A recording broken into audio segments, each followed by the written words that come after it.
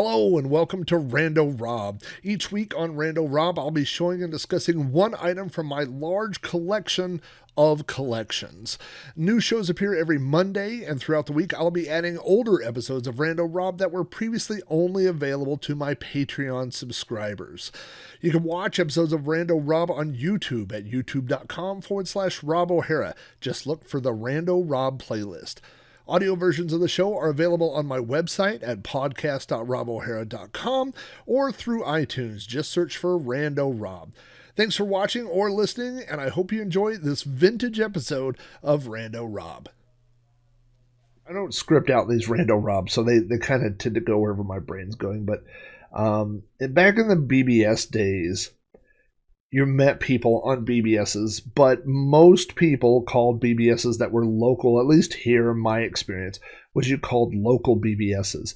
And then you met people online, and those could turn into friendships that then, became real life friendships because you were interacting with people that probably didn't live that far away from you. If they were in the same local dial area that wasn't long distance, they were probably pretty close, And like my friend Justin and some of my other friends I met through BBSs, and I'm still friends with them today. So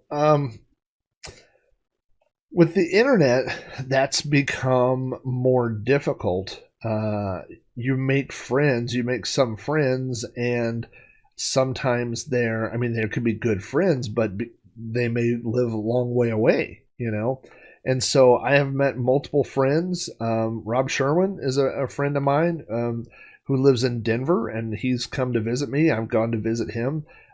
Denver's about a 12-hour drive away, but we've been fortunate enough where we've been able to visit and see each other.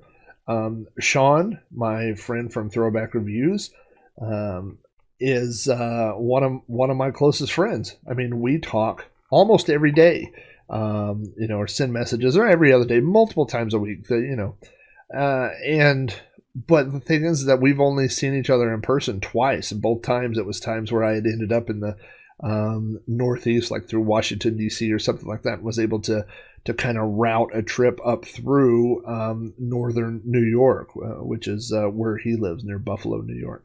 But a lot of these friendships can be very close personal friendships that mostly exist online. And one of those friendships that I have is with Guy Hutchinson. Now, Guy Hutchinson, I met him he was doing a podcast where he was the co-host, and it was called ACPN, I believe, the Adventure Club podcast. And he would have these guests on. He had a co-host named John Jay. And I always thought that it was Guy Hutchinson's podcast and John Jay was the sidekick. And it turned out they had envisioned it the other way around. That John Jay was the host and Guy Hutchinson was the sidekick. But however you look at it, it was the two of them, and they would have guests on. And they had me on several times. And then they had done a Back to the Future podcast and had me on as a guest. And I just kind of built up this friendship with Guy Hutchinson, and he and I started talking, not just through podcasts and blogs and stuff, but sending emails and chatting online. And at some point we began calling each other on the phone, and I probably talked to Guy, I don't know, 2 or 3 times a month, I would say, on the phone. We have these long phone conversations, and he is definitely, when you make a friendship, especially that's online like that, it has to have something, something that you have in common that's not a physical thing. It's not like, you don't like going shopping together because you're not going to be in the same physical space. I've met Guy Hutchinson in person one time, and it was because we both happened to be in Denver by chance, and we met up and we went to breakfast. That's the only time we've ever personally been in the same space. But the things that we do have in common, we're both super nostalgic guys, and we're both really into 70s and 80s movies and television shows. He has an entire basement that's made, all this retro decorations and stuff. And we've talked about retro, toy collecting, just all these things. We have a lot of things in common, and we're both really nostalgic guys, and if you're wanting to see what he's up to now, I don't know if he's doing podcast episodes anymore, but he was doing a show called Drunk on Disney with Dana Snyder, and Dana Snyder is actually a pretty famous voice actor. He's done a lot of cartoon voices, and I think he's probably best known, at least to me, as the Shake on whatever that cartoon was. I can't think of the name of it. Aqua Hunger Teen Force. He was the voice of Master Shake or whatever. But anyway, the two of them were doing a podcast called Drunk on Disney for a while, but then that kind of turned into a thing where they started going to conventions and doing panels and signing autographs and doing things like that. And so anyway, the point of all that is that Guy knows a lot of the things that I collect and that I enjoy, and I know a lot of the things that he collects and that he enjoys, And so if we find something, I've mailed him things before, he's mailed me things before. And recently this is a long build-up to this week's item. Recently he was cleaning out and decorating his entire basement. He cleaned everything out and put down new carpet and painted the walls and a mural and all this stuff, and has been refilling it. But he has some stuff that he said he's got too much stuff, like a lot of us, right? And he said he found something that he thought I would enjoy, and so last week he mailed me. Now you may be familiar with these if you are a Star Wars collector. Star Wars in 1970, I'm going to see if I can find a date on this, 77 or 78, teamed up with Dixie cups, and they made Star Wars Dixie cups. Okay, this is trademark something Lucasfilm. Boy, I don't see a year on it. So here we go. This is what he sent me. This is the entire box of Dixie brand Star Wars cups. Now I'll tell you something that's interesting right off the bat, and these are open, but all the cups are here. This holds 100 cups, and it says here on the side, "Feel the force of Star Wars, saga come alive." And then there's a picture. I want to show you the picture first, just so you can see that there's Luke, and then there's a place, and then there's a ship, right? And here's a thing on the cups on the back, but I'm going to read this.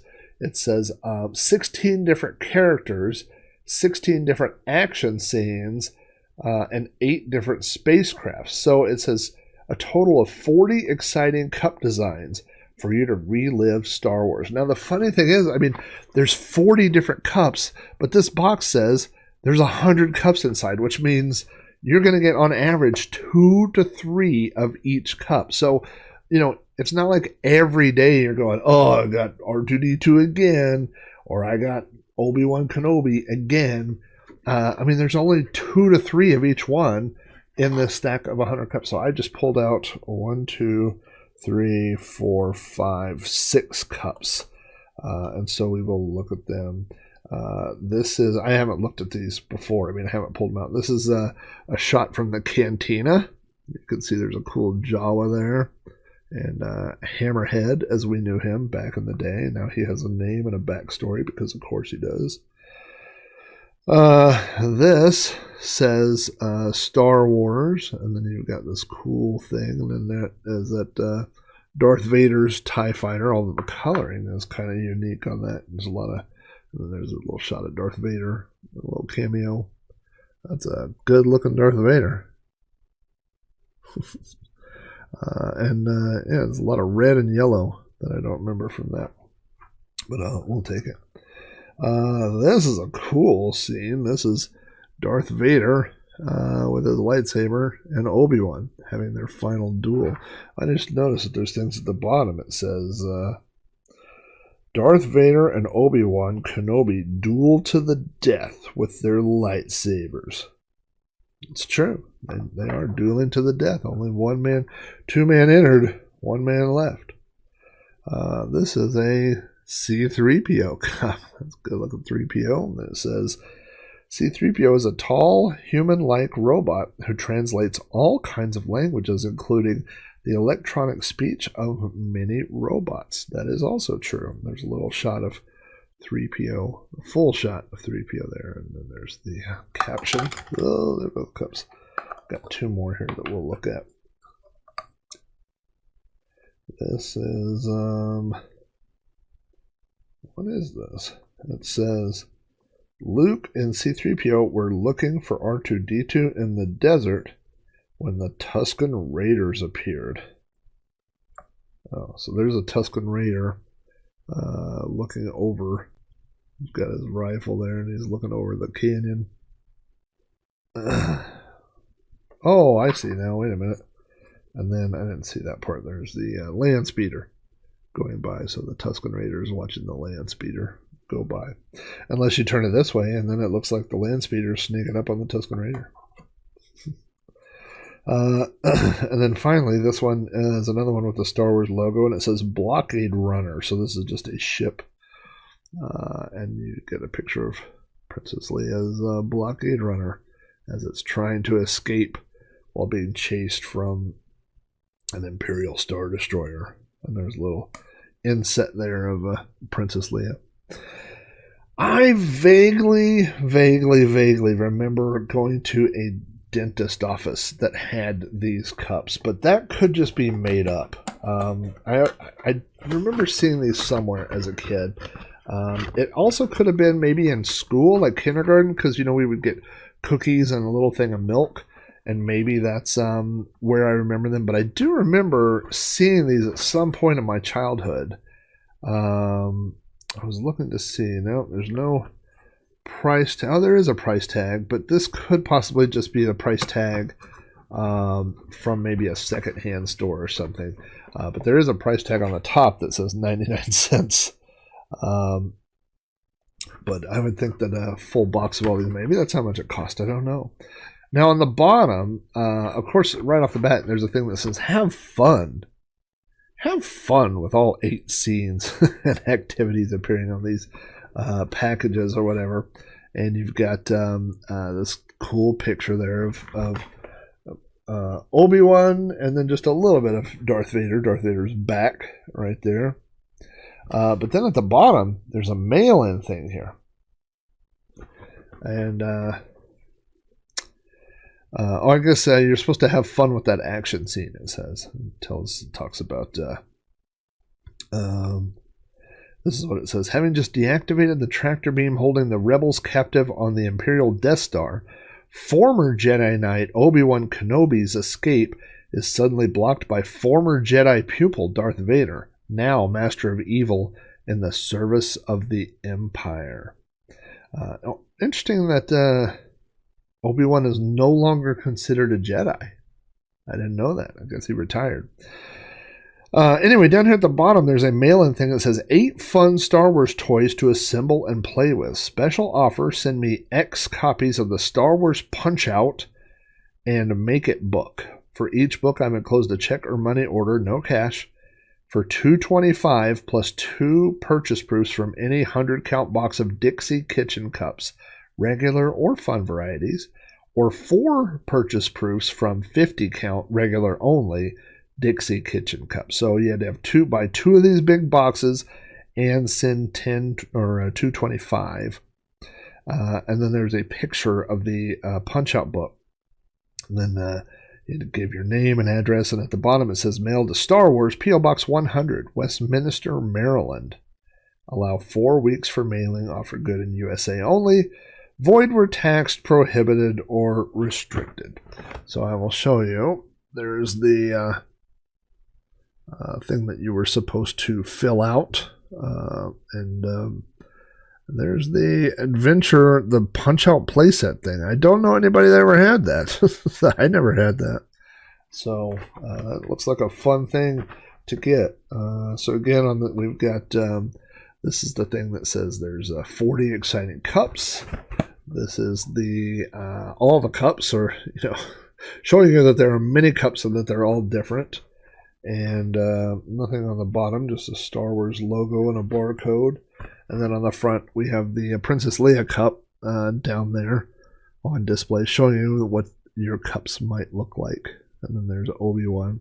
Interesting that Obi-Wan would be the big draw on the front. Like, you wouldn't have, like, if you were doing this today, if you were making a Star Wars, and even I'm not talking about all the new, like, not people from the prequel. I'm not talking like a Jar Jar box of cups or something. But if you were just saying, if you were trying to market something for vintage Star Wars, and you said, let's pick one character to put on the front of this, it wouldn't be Obi-Wan. I don't think it would be Obi-Wan. I think it would be Luke, or Luke and the droids, or maybe a conglomerate, some sort of mural with a bunch of people on there, or Darth Vader, or, I mean, definitely Yoda is a draw as well. Of course, this predates Yoda, but yeah, it's kind of interesting that Obi-Wan is the face of the Dixie cup line of cups. So